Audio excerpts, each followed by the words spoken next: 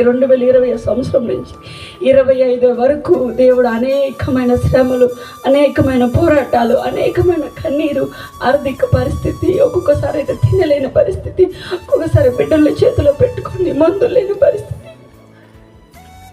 ఒకరోజు సేవకుడికి షుగర్ వచ్చింది, 540 ఉంది షుగర్తో.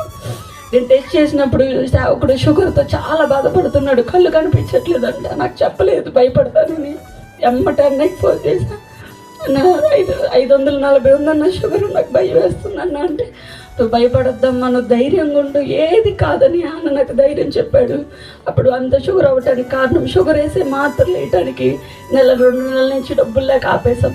అలాంటి పరిస్థితుల నుంచి దేవుడు ఈ ఇల్లు కట్టుటకు ఇచ్చిన కృపకై స్తోత్రాలు చెల్లిస్తున్నాం.